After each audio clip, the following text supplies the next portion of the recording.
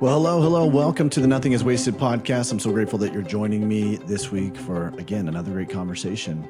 Today, I've got my friend Tony Miltenberger, who is on the podcast, and we explore this concept right here. What if the very wound that you've spent your life trying to hide or overcome is actually the place where God wants to unleash your greatest gift? I mean, this is what's crazy. There's a story in the Bible about a left-handed man, right? Ehud, who he tries to hide. Being left-handed back then was considered a curse. And yet God puts him in an opportunity that he is able to protect and advance the kingdom of God in a way that only a left-handed man could. This is something that he was trying to hide, that he thought was a disadvantage. It actually became his greatest advantage. And that is also true for the wounds that we carry around that many of us are trying to hide. The cracks, the little hurts that we buried or minimized. And these cracks become canyons where God wants to meet you, where he wants to shape you, where he wants to leverage these wounds for a redemptive purpose, where they can actually become your greatest asset, your greatest advantage, your greatest ministry. That these become the things where God wants to unleash your greatest gift. And so we talk about in this conversation, we talk about the difference between big T tragedies or big T traumas and little T traumas, not to diminish. We don't say little T to diminish what's going on, but they're the little T, like the death by 1,000 paper cuts, the stuff that goes undetected, often unacknowledged, and they often go repressed because they're kind of the little incurring cuts along the way, the wounds that you collect that you don't really deal with because they seem small. They seem like you can kind of just shove them down and move past them. But as they accumulate over time, they end up majorly impacting you, the way that you interface with people in your world, at your job, your family, the way that you show up for the world. And it ends up giving us, if we don't acknowledge them, it gives them so much power over our lives to where they become strongholds. Tony Miltenberger is an Army veteran, executive coach for Christian leaders and entrepreneurs, associate pastor, podcaster, and now the author of Wisdom in the Wound, How God Uses Your Past to Shape Who You're Becoming. And this is the concept, the idea that we explore together. Tony's going to share a bit of his own personal story where he's lived through seasons of disorientation, pastoral challenges, prolonged stress, marital crisis. And yet even out of those wounds, God's brought wisdom and a powerful calling to walk with other leaders. I had the privilege of being on Tony's podcast a while back, and I was so excited to welcome him right here to be able to talk with us, the Nothing is Wasted community, about what he's experienced, what he's learned, and now how he's helping other people to learn these very critical principles as well. I love the fact that he talks about these, like this prolonged stress and how it turns cracks into canyons. I love that metaphor right there. That to be attuned to prolonged stress, to be attuned to how to manage that stress. There is eustress and distress. We talk about in the Pain to Purpose course. Eustress and distress. Eustress is good stress. It's stress that helps us grow. It develops us. It's like me getting on a squat rack and putting weight on my back and squatting it. It helps my muscles grow. That's eustress. We should all have some kind of a purpose that's bigger than ourselves, that is stress, that has stress that, that's good, manageable stress involved, so that we have dependence on God. We have something it lights us up. It gives us purpose for the day and for our life. But there's also distress, and distress, especially prolonged distress, can cause some major cracks and canyons in our soul, in our mental health, in our body, our physical health. And so we talk about, what does that look like to ID these things? How do we start to see little t trauma in our life that has incurred over our life? How do we see patterns in that and begin to see what kinds of narratives or lies are those little t traumas telling us about ourselves? You can call them childhood wounds, if you will. And many people would say, hey, you know what? I don't know if I've gone through any kind of big tragedy, but most of us have childhood wounds, little hurts along the way that we have then started to view the world, view ourselves, and view God through the lens of those hurts. And we've begun to partner with the enemy to agree with some lies about who God is, who we are, and what this world is like. And that can shape not just the narratives that we hang on to in this world, but how we begin to see the world and interact in this world. And it shapes the impact that we can have in this world. And so we talk about what it looks like to powerfully reframe these things. I love this episode because it's like basically waypoint 1 and waypoint 2 of going deeper and taking this on a more advanced level of the Pain to Purpose course. And so we talk about practical wisdom for leaders, for you in your workplace and with your family as you're interacting. Just how do you step into healing and wholeness in the midst of all of this? And so what we want to really impart to you in this conversation, what Tony his life mission is to help make sure that wound that still lingers around in your life, the places where you feel unseen, unworthy, or unsafe, that instead of running from it, you get curious about it, that you invite Jesus into that canyon so that you can begin naming these wounds, facing them, and bringing them into light. It's not going to erase them, but it is going to remove their power and control over us. And that right there, friends, is what freedom is all about. That we can hold out in front of us what we've gone through, we can stare it in the face, and it has no power over us. I'm going over with my kids right now, just the verse of, it is for freedom that Christ has set us free, Galatians 5:1. Let us not go back into a yoke of slavery. Let's not go back into that. Let's walk in freedom. And Tony gives us the prescription on how to actually walk in freedom in this conversation. I'm excited for you to listen to this. Before we dive into this conversation, I want to invite you to pre-order the Hope in the Valley 42-day devotional. We're going to have these out to you. Our plan is before Christmas so that you can give these away as Christmas gifts, but we need you to pre-order these. Go ahead and put your pre-order in so we know how many to ship out on day one of this thing releasing so we can get them into your hands before Christmas. You can give these away as Christmas gifts. Nothingiswasted.com/hope in the valley is where you can find out more information about this. This is a collaborative work. We have 33 different contributors contributing to these 42 days of devotions. So I write 6 of these devotions, and then I've invited several friends of mine, many of them guests on the podcast. You can find out on nothingiswasted.com/hope in the valley who all has contributed to this. But names like Carissa Sprinkle, Ron and Nan Deal, Aubrey Sampson, Daniel Brooker, Vanitha Reisner, Dr. Nicole Wilkie, folks that we feel like just have really unique stories. And we wanted to get a collection of different kinds of stories so it connects with you no matter where you're at. It meets you in your pain. But folks who have walked the path, they've navigated it. And this whole collection of devotionals is their story through the lens of the Psalms. As we explore the idea of lament, as we explore the idea of praising in the middle of our problems, as we explore the idea of what real true worship looks like, as we explore the idea of wrestling with God and what does that look like.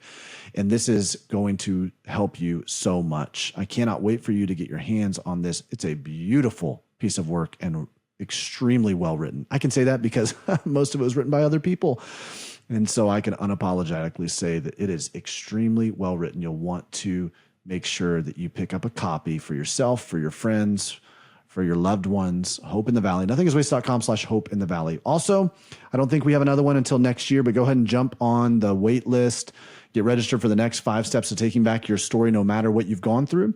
That is a great time together. If you want to take a first step or a next step in your healing journey, join me as I'm teaching you through 5 steps to taking back your story, partnering with God to take back your story, no matter what you've gone through. Nothingiswasted.com/start here to join us for our next 5 steps Zoom call.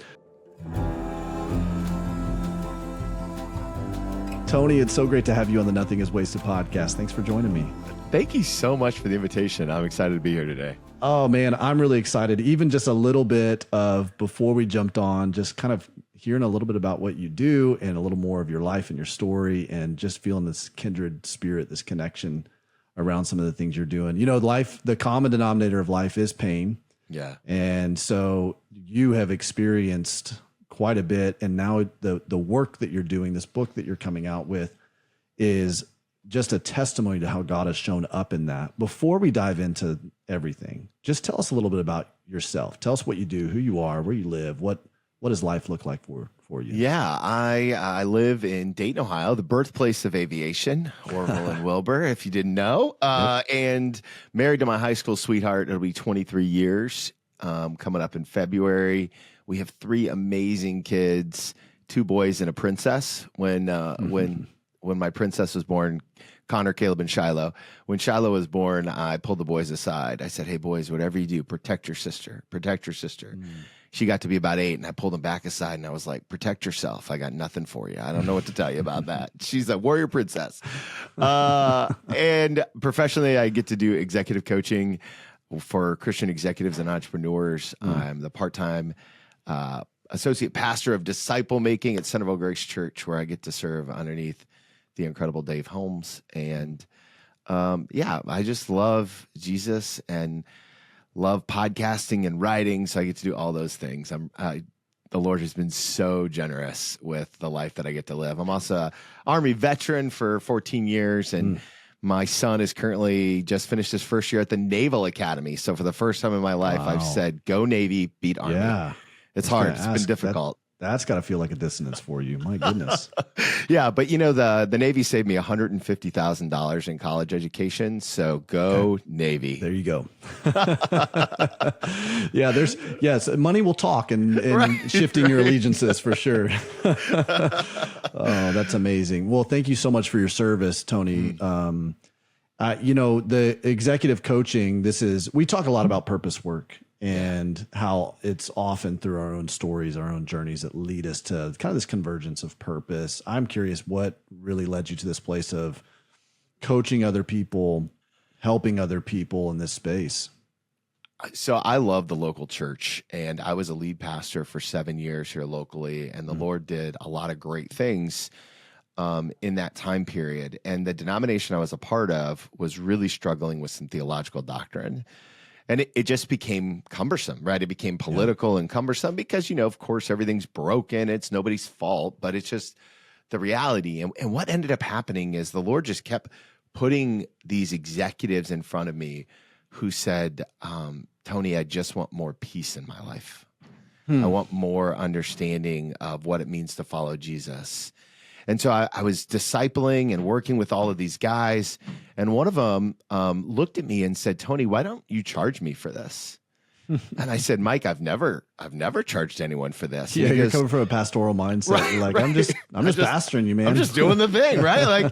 And he goes, I had an executive coach for 6 months, and he didn't uncover what you were able to do in the first month that we were together. And I said, "Mike, none of this content's mine. It's just Jesus stuff, right?"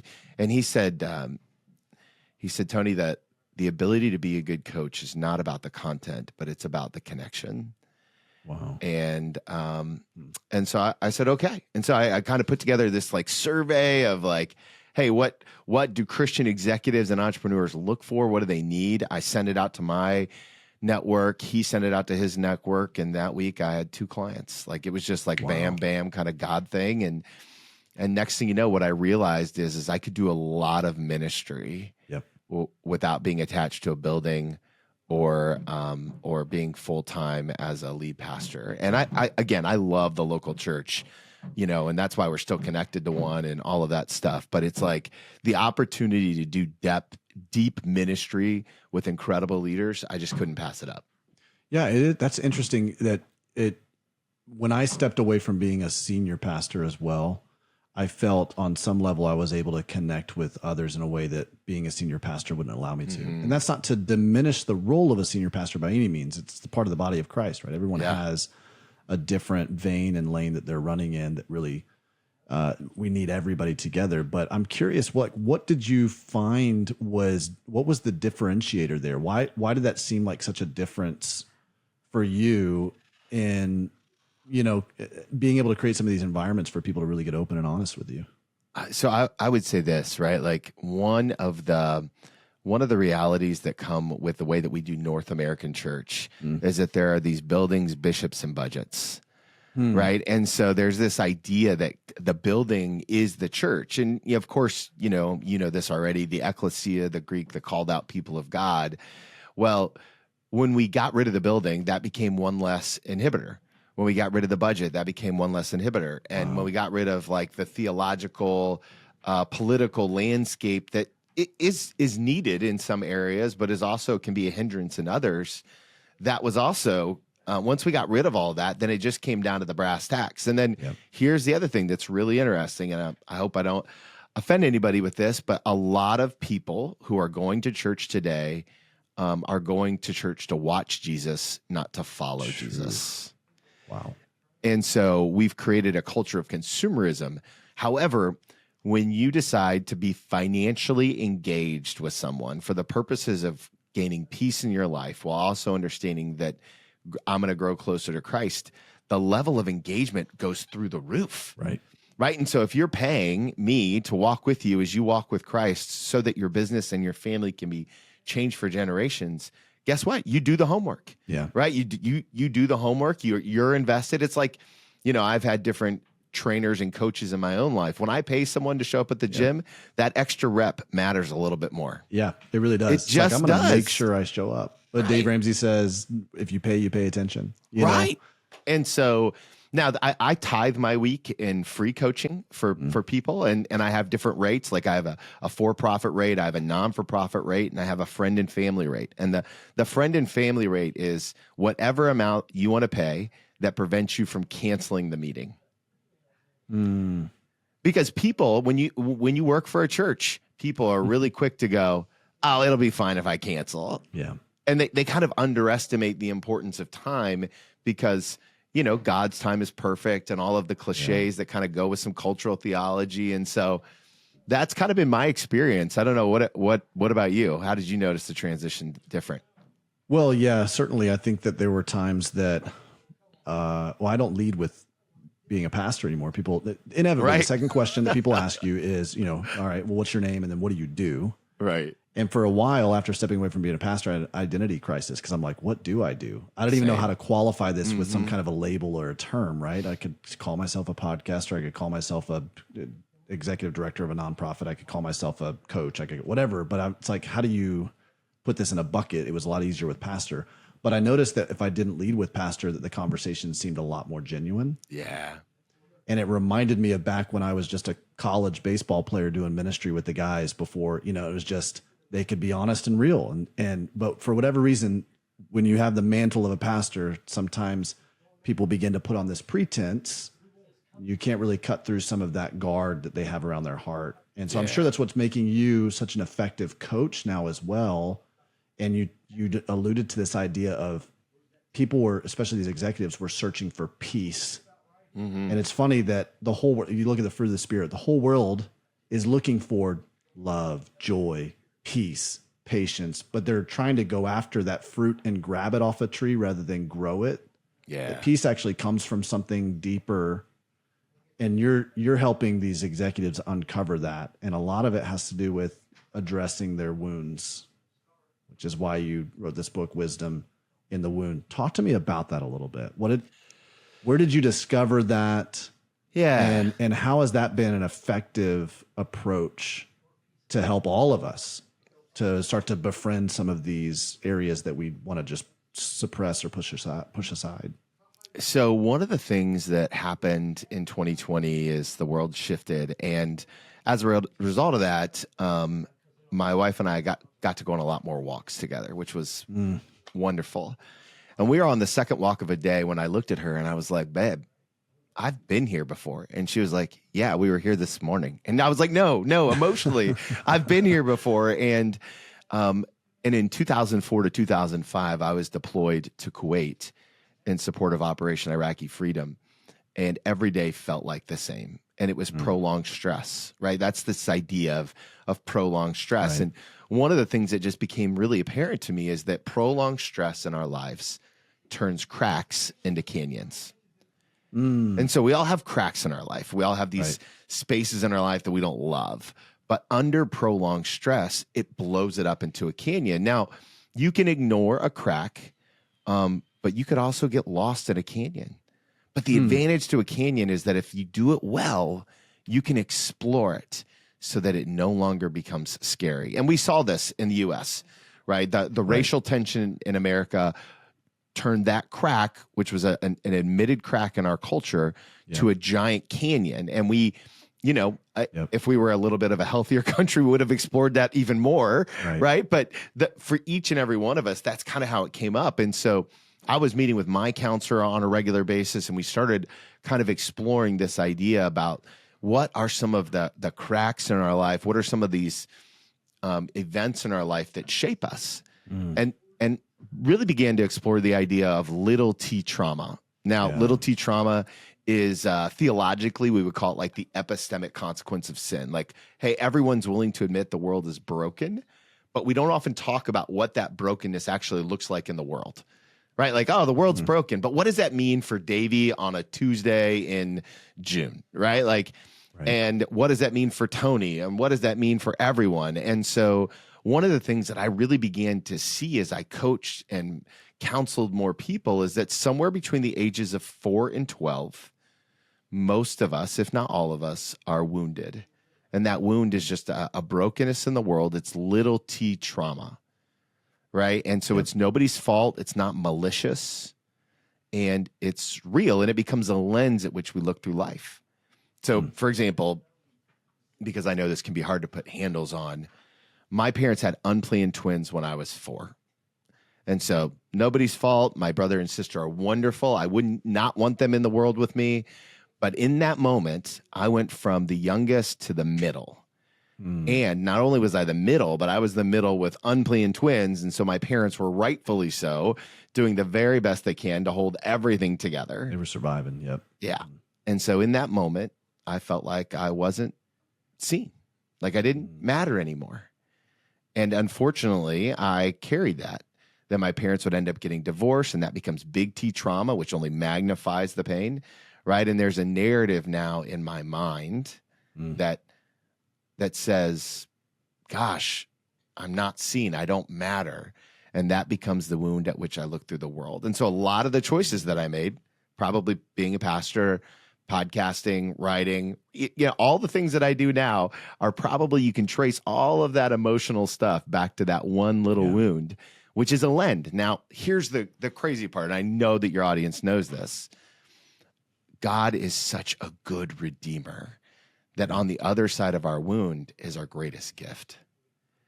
And so as we begin to explore the edges of this little t trauma, my wound is like, I didn't feel seen. But guess what? My superpower is I see people. You help others feel seen.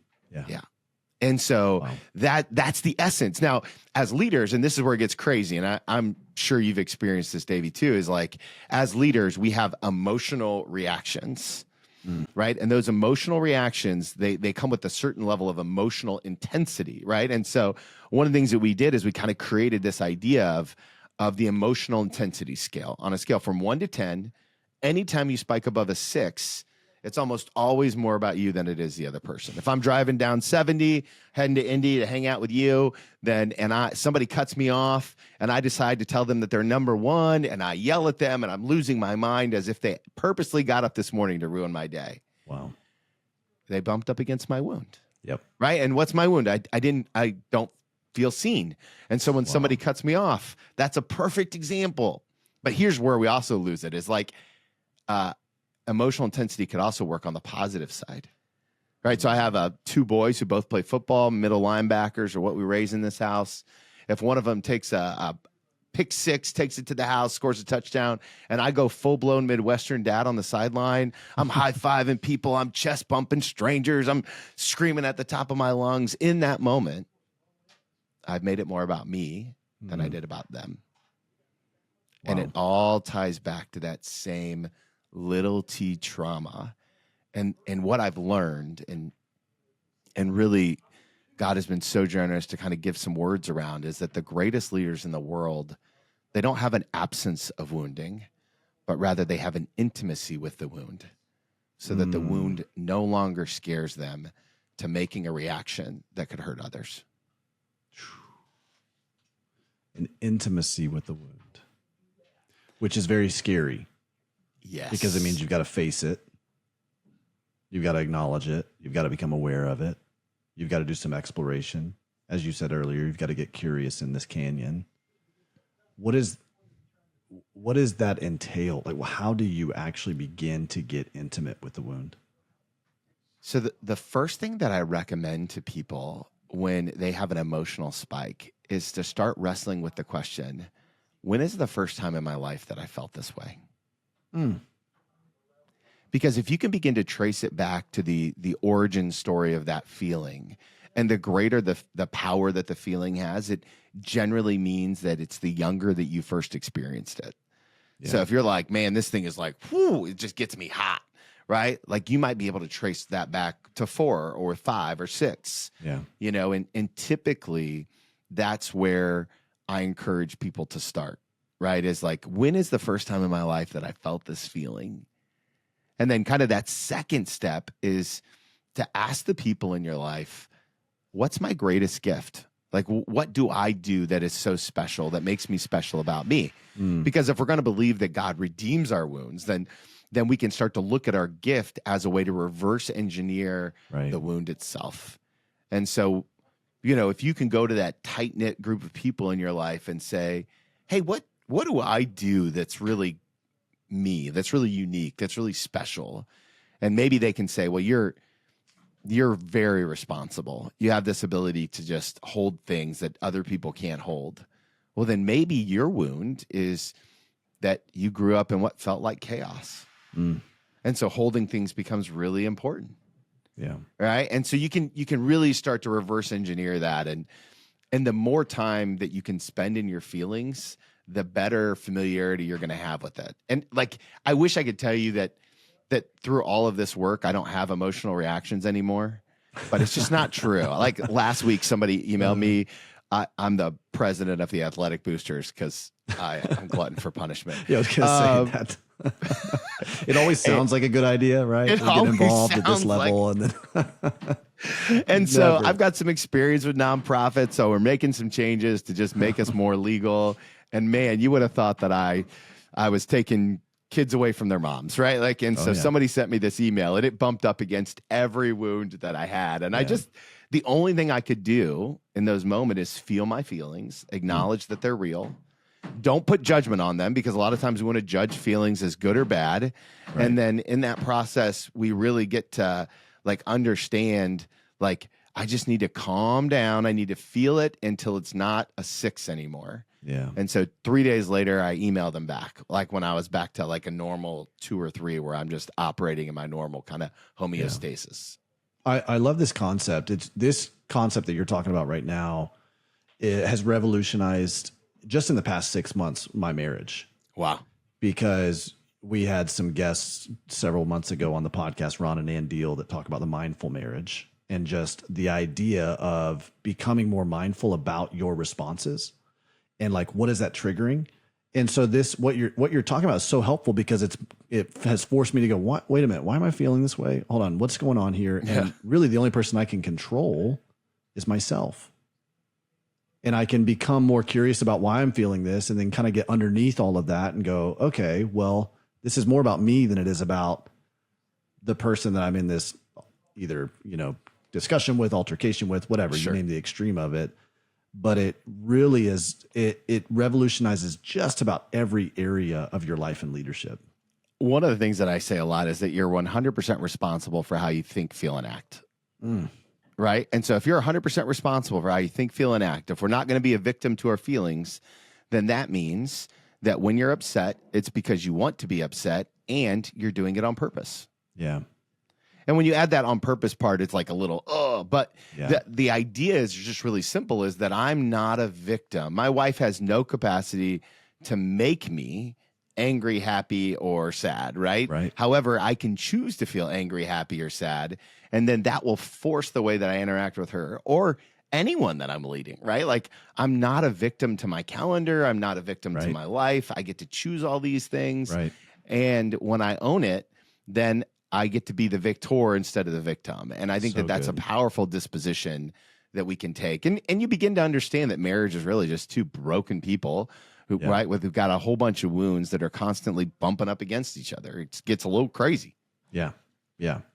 I love the differentiation that you're making here between little T trauma, big T trauma, that there is a distinction there. And we need to, not that one's bigger than the other. I think that sometimes we talk about this often too in workshops that we do. I know Andi Kolber talks about this in Try Softer, where she kind of illustrates just even the detriment of undetected, unresolved little T trauma. and how we've tried to diminish the idea, of like, oh, these are just little paper cuts.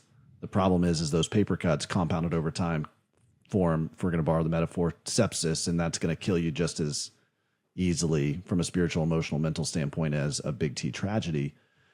Here's my curiosity: as you're working with people, this is the phenomenon that we've experienced, even just in our own small group, as we're talking about this kind of stuff with our friends, and we're kind of looking back and going, okay, well, here's a childhood wound that we've experienced. Not that anything, maybe it wasn't that anybody did anything wrong to us, or, maybe we had a great upbringing, right? But you still have this wound or this little T trauma that, as you said, begins to form this narrative that becomes the lens by which we interpret what's happened to us, becomes more of an identity issue for us.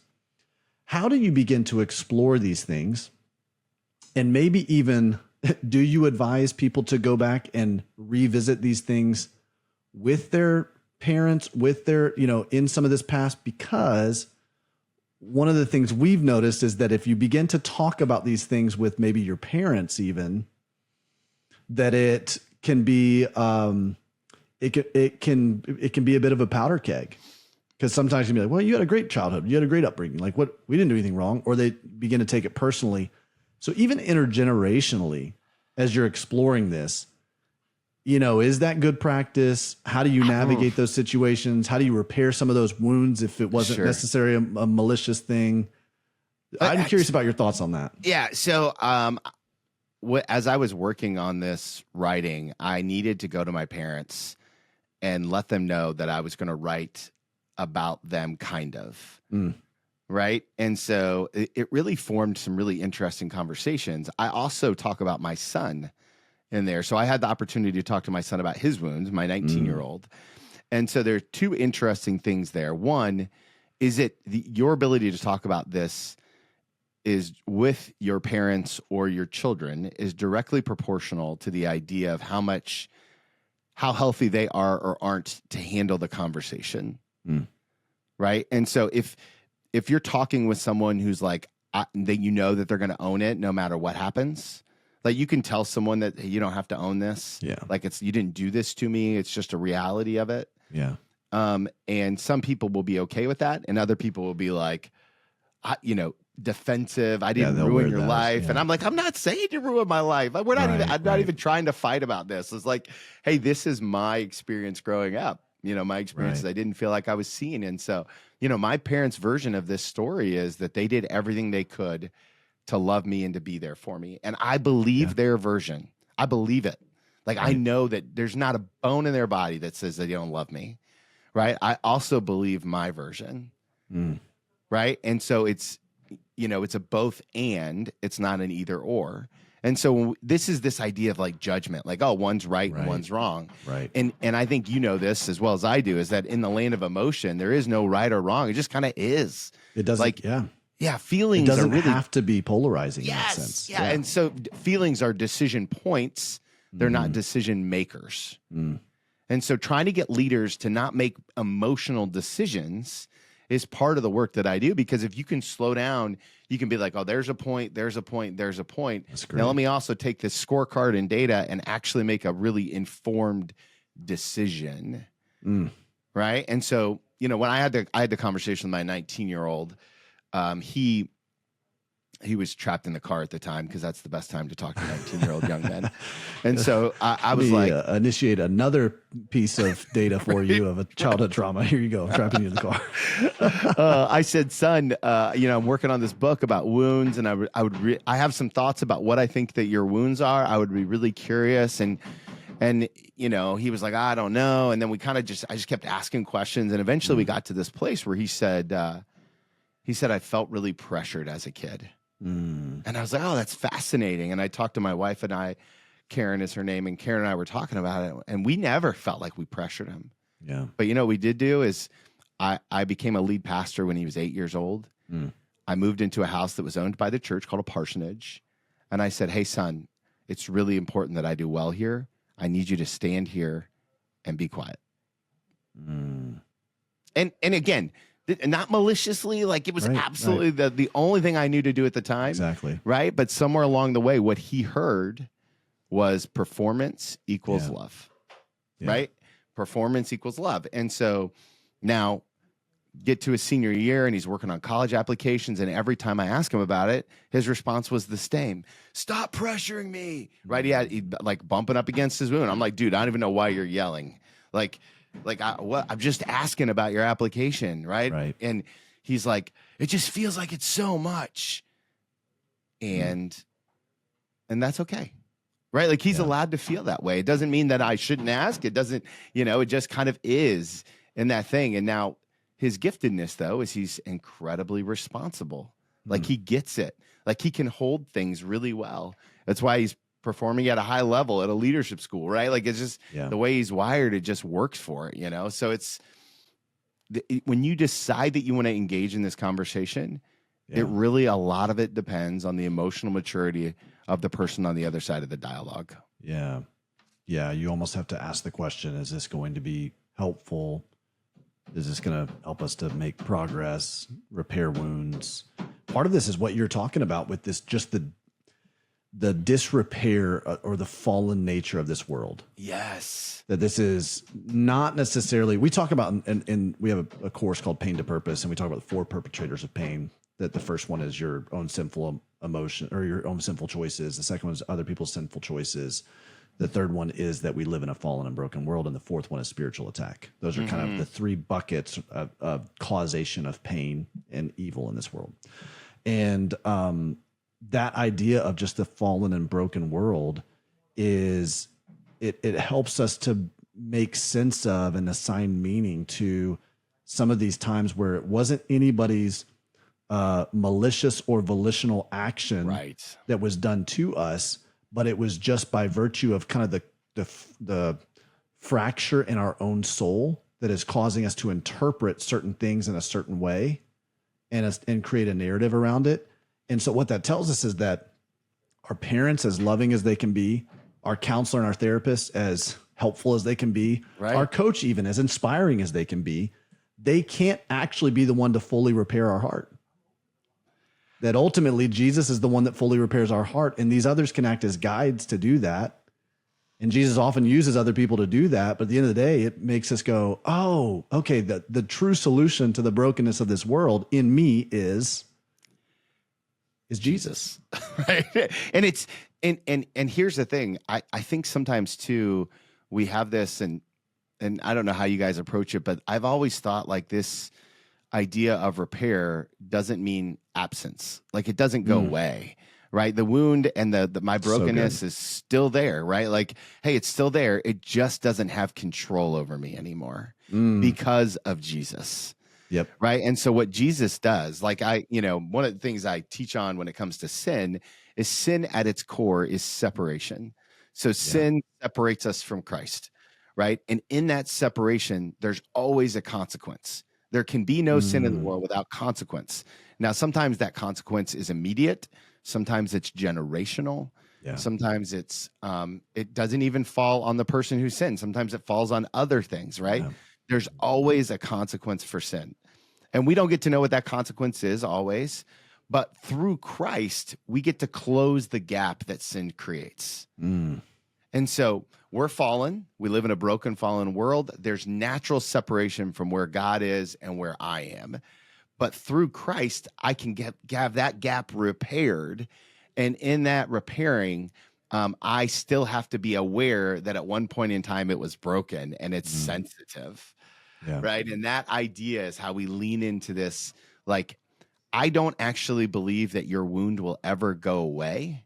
But what I do believe is that the wisest leaders in the world are just so familiar with the edges. They know when someone's even about to bump up against it. Right. Wow. So if you look at like Dr. King, for example, an emotional, passionate leader, incredible. And one of the things that he never reacted. He wasn't a reacted. He responded. Right. A reaction is emotional, but a response is intentional. And so like the wisest saints that I've seen in my life are always these thoughtful, responsive people who aren't void of emotion. They still have a ton of emotion. They just don't let it speak for who they want to be. Instead, they let Jesus speak for who they want to be. Yeah. Phew.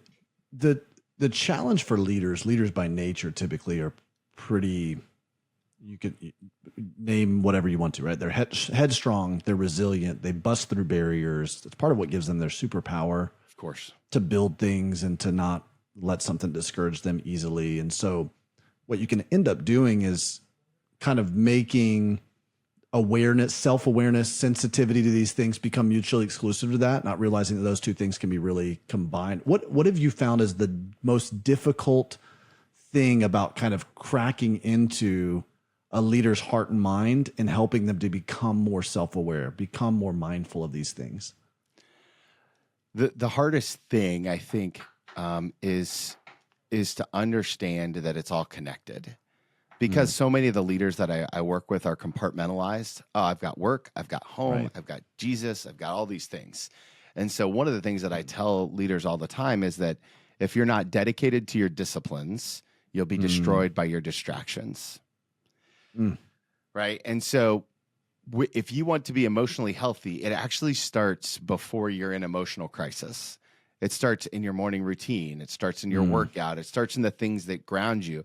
Like if you want to be a better leader, if you want to be more productive, then take time to figure out a way to be emotionally intentional so that you don't respond in a way that ends up being a terrorist to what you're actually trying to do or the culture you're trying to build.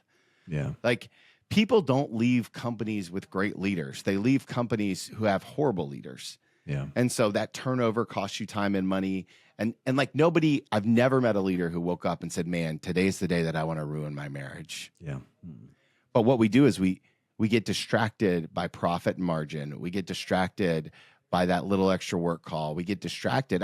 It's happened in my life, right? Like I've gotten distracted by things that were opposite of what God was actually calling me to do. I was chasing the shiny object because it was, and it almost cost me my marriage, and it was the toughest season of our life.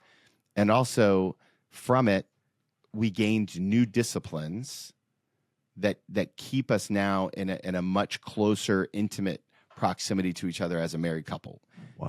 10 years ago, I was working at a mega church and fell into an emotional affair. And it was a really tough season for us. We had 3 kids under the age of 10. Like it was just a hard season. And I went into a buddy's office, another pastor, his name's James Keith. And I said, JK, I'm in a bad way with this human over here, this young lady, and I don't know what to do. And he said, Tony, if you don't tell your wife tonight, I'm going to tell her tomorrow. And that day he saved my family forever. Wow. And what happened is we didn't fall, Karen and I didn't fall in and out of love. We fell in and out of commitment. And it wasn't commitment to monogamy, right? Because that would have been a much bigger choice. It was commitment to the disciplines of being married. Yeah. And so what happened is we just didn't have a good plan for when things got hard. Yeah. And emotional. And the church is one of the few places in the world that really represents the army. Like you can, it's a righteous mission that you can give all of your life to, and it could absolutely cost you everything. Yeah. Right. And so it was from that season of our life that we really started praying over each other every night. We started having intentional date nights and values discussions and, hey, like, what's your family mission statement? What do you want to accomplish this year? We just were never on the same team until I almost broke the team up, and then the Lord redeemed it. And that was a powerful, like, this is, it's all kind of tied together. Again, I didn't feel seen, right? My wife's dealing with all this stuff over here with the kids. I'm doing all this stuff in the church. I didn't feel seen. I responded out of trying to with bad coping mechanisms. And thankfully the Lord is in the redeeming business. Wow. And there were some great people in our lives who spoke truth. Yeah. Yeah. You've alluded to this idea of, your disciplines, your rhythms, what it looks like to kind of, in some respects, get grounded before you even step into your day. I know that, if you go on Instagram and you follow influencers and they talk about their morning routine. And, Sure. you know, there's so much out there, so much things about, well, you need to do this, and do this, and do this, and this, and put your face in a bucket of ice cold water every single morning before, you know, it's all kinds of Love it. Yeah. tips and tricks out there on what you should do to become more effective. I'm curious, you know, just from your perspective, peel some of that stuff back and go, hey, here's what I've found that are really important pillars of rhythms or disciplines when it comes to being, you know, effective in the entire integration of your life, not just like this effective performer. So the first thing I'll say is that motion changes emotion. Oh, that's so good. And so if you want to have an emotional disposition, that you have to move. And I don't really care what that is. I like to lift. I go to the gym in the morning. So like motion changes emotion. If you're having a rough day, take a walk. And you guys all know this. Like it's not, you know, you've heard it 1,000 times, but I think oftentimes we disconnect our emotion. I think it's actually emotion's more important for our emotional health than it is our physical health. So that would be my number one. I would double click on that, Tony, because like I think maybe we presume that everybody knows this, but it's because you and I have been saying these kinds of things over and over and over. Right. We're practicing these kinds of things, but like, man, more and more as we're interacting with people, this is a revolutionary concept for people that it's like, especially as sedentary as our life and work often is. And people are going, why am I so anxious? Why am I so overstimulated? Why am I so like on edge all the time? It's like, well, when was the last time you moved? You know, oh yeah, I move all the time. Well, when was the last time? Seriously, like when was the last time you actually moved? You know, you did something hard. When was the last time you did something hard? You exerted yourself in such a way that like it literally creates a somatic release. I mean, that's what intense exercise can do, right? So yeah, so that's probably 1 or 1A, and then the other thing is like garbage in, garbage out, right? So if you don't put something good into your brain on a regular basis, for me it's reading scripture, but if you don't put something good in, if you only consume what the world gives us, then garbage in, garbage out. So it's really hard to feel good about your life when you're reading things that don't stay the test of time. So I believe in reading scripture. It's the number one thing that I do. I get up, I drink some salt water or whatever, electrolyte drink that I'm drinking, some Relight, and then I read my scripture in the morning, and then I go to the gym. And I don't negotiate on those things. Right. And then the other thing is, and everybody, again, I think everybody hears this all the time. Sleep is really important. Again, you say that, and I'm going to tell you right now, this has revolutionized my life. I literally went on a walk. Okay. One of these moving walks with my wife. Cause now we're both working in the ministry. Sure. We like have to force ourselves in between like meetings and stuff, you know, right before this, I'm on another interview and all this kind of stuff. And I'm like, I got to get up. I need to go for a walk. So we're on a walk. And I told her, she goes, you seem like a lot healthier than you have been. Like, what are some of these things? I said, babe, I think it's because I just started sleeping more. Like I literally, and I'm like, I know this, right? But my philosophy has always been, probably from a childhood wound, is this. Actually, I know from a childhood wound because I'm a performer, I'm an achiever, right? And my philosophy is like, I'll sleep when I die. And then it's like, well, if you want to take that philosophy on, you'll probably be dead sooner. Right.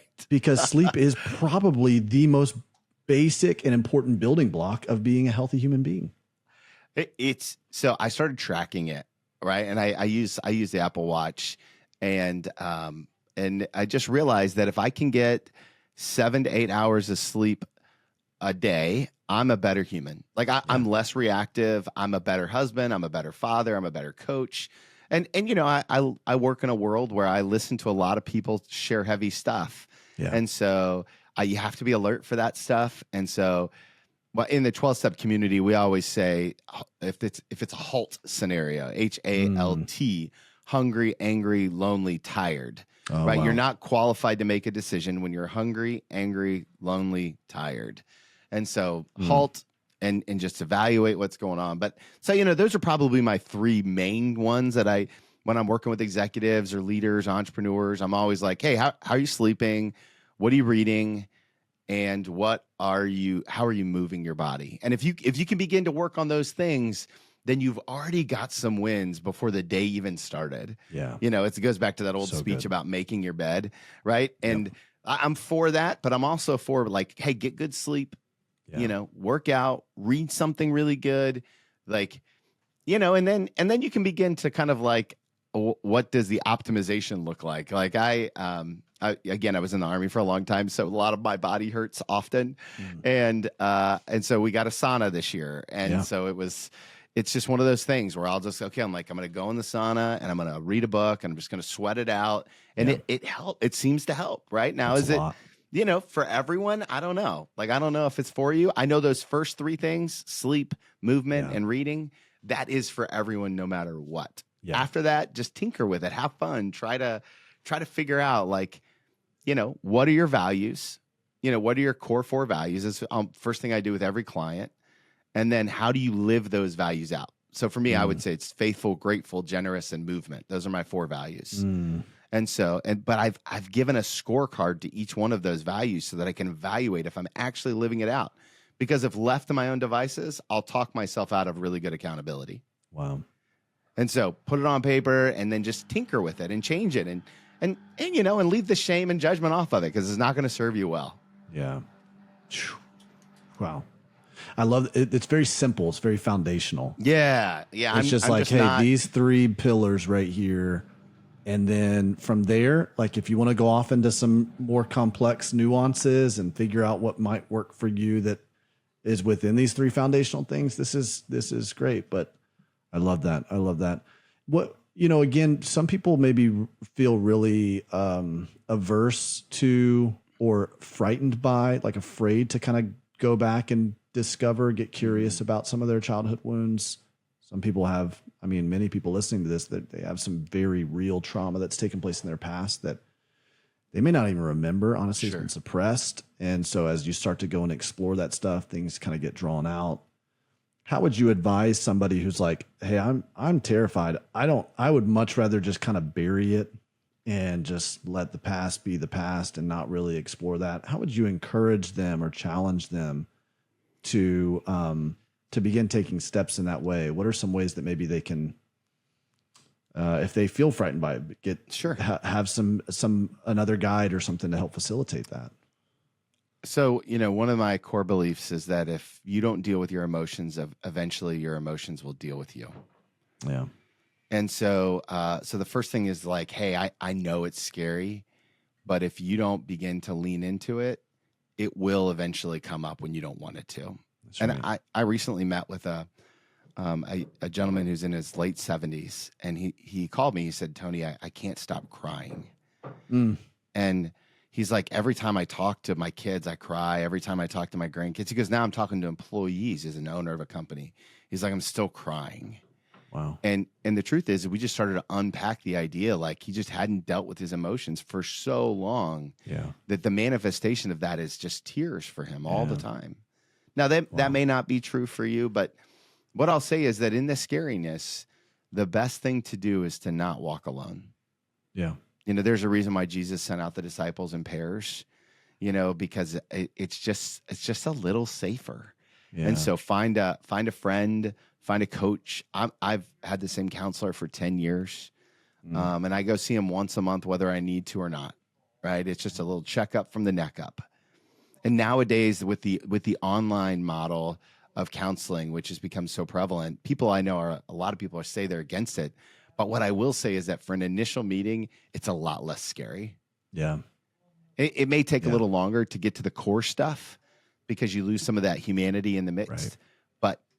But if you're scared, telehealth is a great way to lean into some counseling. And so pastors are really gifted at asking good questions. Coaches, counselors, all of those things are kind of the deal. And, you know, the other thing is you could always write a letter to yourself. Yeah. That's a really good tool as well. Is just start by seeing, if you physically put pen to paper and write a letter to yourself, I can almost guarantee some emotion's going to come out that you hadn't intended, especially if you're willing to go more than a page. Like you can't go halfway. You got to go all the way. But if you're willing to commit to the exercise and say, okay, I'm going to write a letter to myself for 30 minutes, something will come out and you'll feel better. I promise. Man. Tony, this has been great. This has been an awesome time with you, just to learn a little bit more about who you are and what you do. And I know this has been super helpful for those who are watching this and listening to this, because you're saying a lot of the same things that, again, people are hearing, but it's like to know this is timeless wisdom, guys. This is just the ancient wisdom of God, the wisdom of Scripture that you're drawing us back to, and you're reminding us of like, hey, this is what it looks like to become a whole and healthy person that's going to impact, no matter whatever you are right now is going to impact every area of your life. And so let's show up in the best way that we possibly can, whole and healthy, so that we're being healing agents for other people, not wounding agents for others. And so, Tony, where can we follow along with what you're doing? Of course, we're going to put a link here in the show notes of Wisdom in the Wound, How God Uses Your Past to Shape Who You're Becoming, which is the book that you've just come out with by the time that we release this. And so, yeah, man, where can we follow along? Where can we get connected with the coaching that you do? All of that. Easiest place to find me is on Instagram at TWMilt. It's probably where I'm most active. And then follow the number 2leadcoaching.com is my coaching website. You can also link to the podcast there, which I'm excited to have you on as a guest here in the near future. Man, me so too. Super excited about that. And yeah, all the links are there. I'm in, as our friend Annie would say, I'm embarrassingly easy to find. I love it. We'll make sure we put the links here in a very easy way for you guys to reference it, whether you're watching on YouTube or you're listening on a podcast platform. But Tony, this has been awesome, man. Thanks so much for spending time with us. Hey, thank you for your generous heart and for what you do to build the kingdom of God, man. I really appreciate it. Thanks for joining us for today's episode of the Nothing is Wasted podcast. We hope you enjoyed our conversation and found it as encouraging and insightful as we did. Now, don't forget to subscribe to our podcast on Apple Podcasts, Spotify, or wherever you like to listen, and leave us a rating and review. Your feedback helps us to connect to those who need these stories of hope and healing most, and to reach more listeners just like you. Also, subscribe to our Nothing is Wasted Ministries YouTube channel. Now, be sure to stay connected with us on social media. You can follow us at Nothing is Wasted Ministries. Follow me at Davey Blackburn. We'd love to interact with you. So be sure to stop by and let us know how these conversations are impacting you and your story. And if you want to learn more about all the incredible resources we have available to help you navigate whatever valley you're walking through, visit our website at nothingiswasted.com. If you're ready to get started in your journey towards healing and finding purpose in your pain, we'd love to help. Simply go to nothingiswasted.com/start here for your next step. We want to thank our guests, and we want to thank you, our Nothing is Wasted community, for tuning in regularly. Remember, no matter what challenges you face, whatever pain you are walking through, nothing is wasted. We'll see you next time for another incredible conversation here on the Nothing is Wasted podcast. But before you go, check out this short clip from our next episode. Thanks for joining us, friends. And, my answer is he's there. He's there. And sometimes we ask it more as an accusation, like, God, you weren't there. But in the midst of the scariest thing in my life that had happened, all of a sudden I was laying on my bed and I was scared. I didn't know if I would live or die. But all of a sudden I sensed a presence in the room. And it was a sad presence, but it felt like I knew this presence, and this calm washed over me. And all of a sudden it was almost like I knew it was the Lord's presence. And it was like he was reaching down and holding my hand. And it was like he was saying, I am not letting you walk through this by yourself. I am right here. I am going through this with you. And in that fear, it's normal when something scary happens. It's normal. Our brain is trying to protect us. It gets hypervigilant. We scan the environment. We do the what ifs. And there's a part of learning to calm our nervous systems and be able to not just take those thoughts and let them spiral. Because, the devil wants us to walk in fear. The devil wants us to walk in fear. And he will make sure that he feeds us those lies of fear and the what ifs and what coulds and what mays. And in those moments, it's really being able to partner, one, with the Word of God, to do everything in our power that says, you know what, I'm going to do everything I can to keep me safe. Because even my ex-husband was apprehended and went to jail, but I was still scared for my safety, even though I knew he was in jail. So there was the imminent threat was gone, but my body and my brain was still on high alert trying to protect me. And so that's a part of being able to learn how to calm my brain and my heart. And I put myself in therapy almost right away because I knew that God is the healer, but therapy is a tool that God can use. And so Right. I right away got good, trusted friends around me. I put myself in therapy, and it was a walking out process. It doesn't just go away like that. Right.